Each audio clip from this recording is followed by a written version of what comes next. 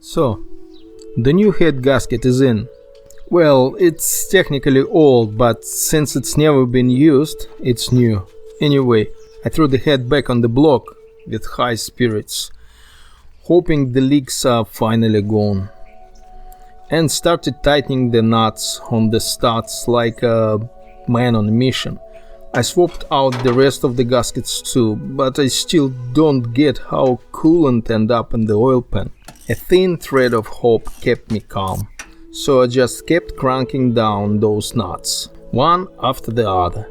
I even dug up a tightening sequence chart, but couldn't find the torque specs anywhere. So yeah, I went full caveman, tightening by instinct, using Stone Age tools spiced up with some magic swear words. Should work. Next up, spark plugs. All set aside in advance, because the last thing you want is for something bigger than 10mm nut to drop into the combustion chamber.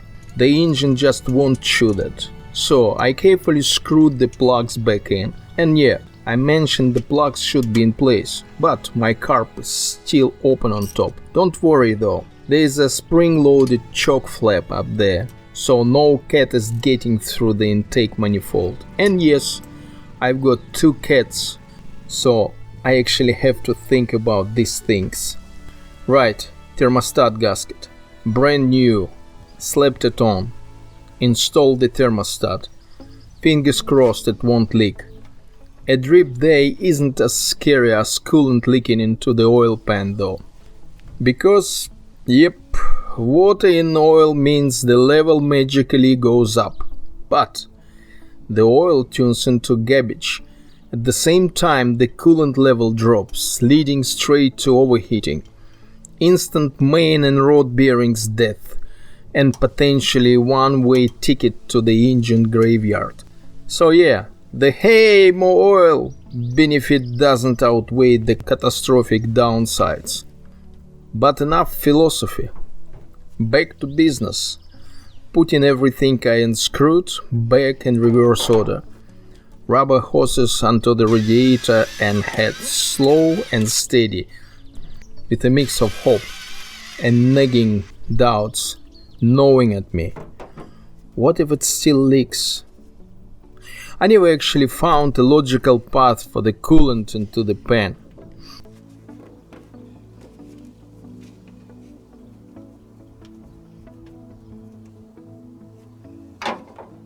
Anyway, temp sensor back in place. No way that's the culprit.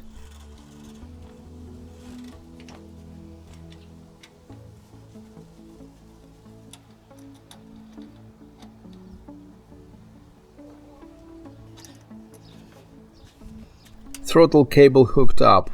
Carb side first, then the head. Feng Shui complete.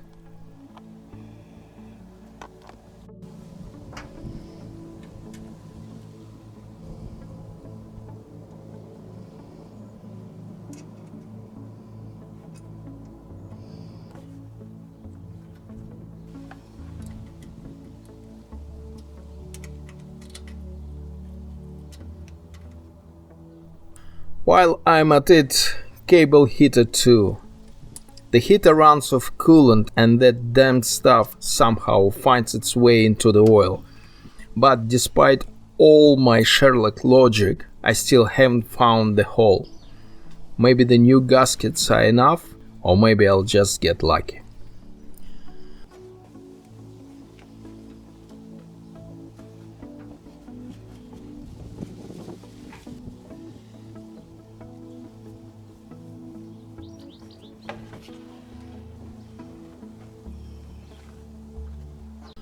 Fuel line time. Copper pipe from pump to carb. Tightened carefully. No, oops, I snapped it.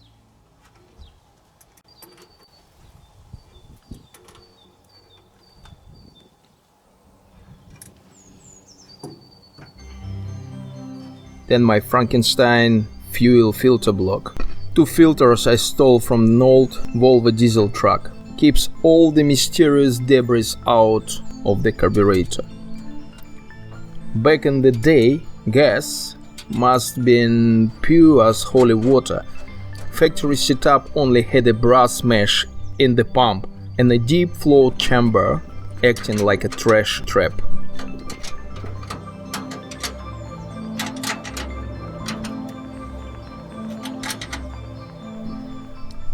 Over the filters goes a heat shield to stop them baking by the exhaust manifold.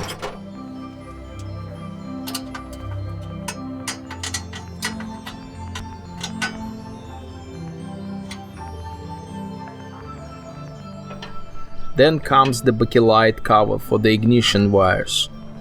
Snapped everything back in place.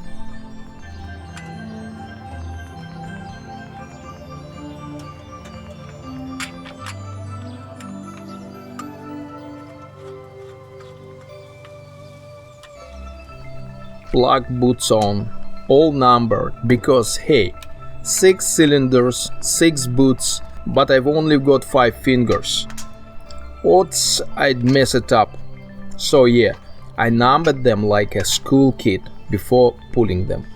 Now everything goes back by the numbers. Now the fun part, the oil-soaked air filter housing.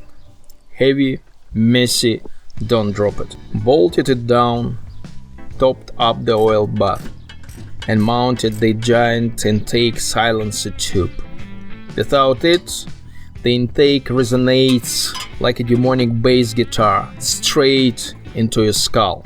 No fun on long drives.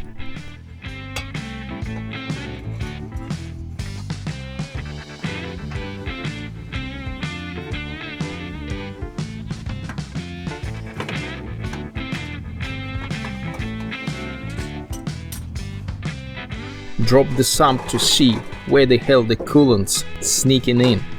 Found a nice mayonnaise-like emulsion at the bottom. Not reusable. Needs to be spotless. The block itself, viewed from below, looks mint, clean, shiny, like new.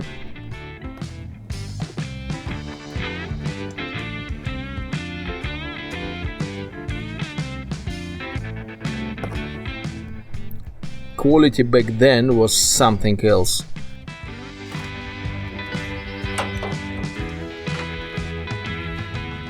While the sump's off, I fill the radiator to watch for leaks.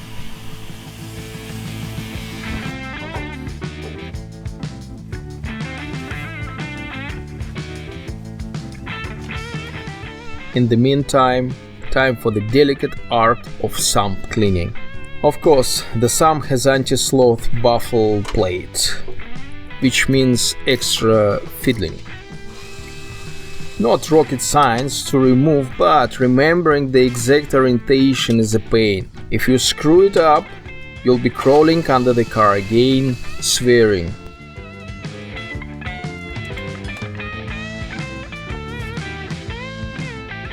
Basically a surgical job. Gloves on, though honestly, fixing a car with gloves is like having sex with a condom.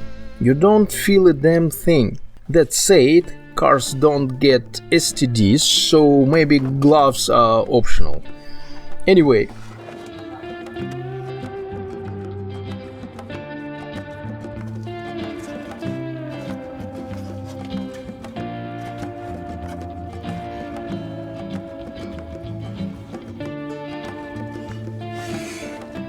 put the sump back, or at least I thought I did.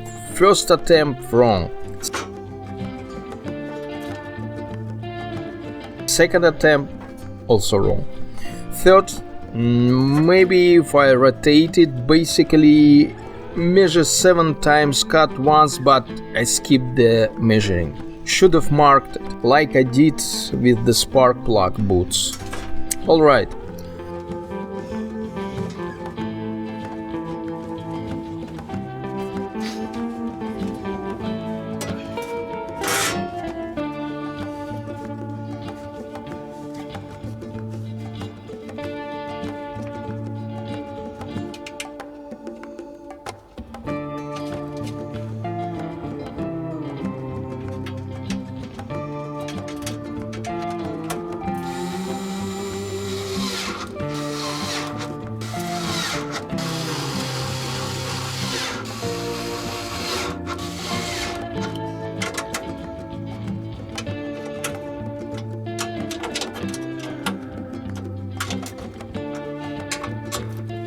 Some show it back under the car for now, so it's not in the way.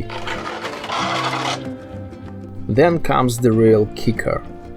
Coolant started showing up again from the front timing cover area, somewhere above. My bet was the water pump. Pulled it off, scrubbed it, found nothing obvious. For good measure, I smeared epoxy into one of the channels, bolted it back with the fresh gasket.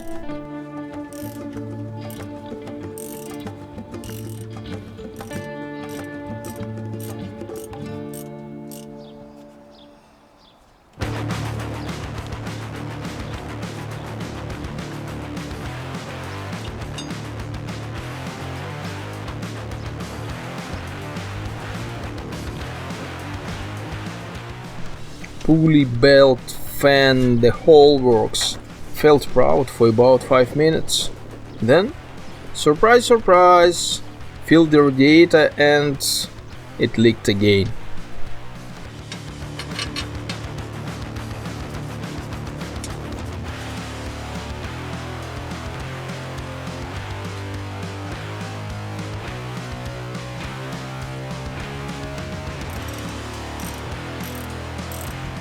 Cue the rage. Off came the fan, belt, pump and even the radiator. I, like a wounded beast, went berserk at the end, smashed the window, the door and dropped the balcony. At that point I thought, enough, I'm done. No more filming this circus. But of course, the saga continues. Next chapter, the Humber Super Snipe rebuilt.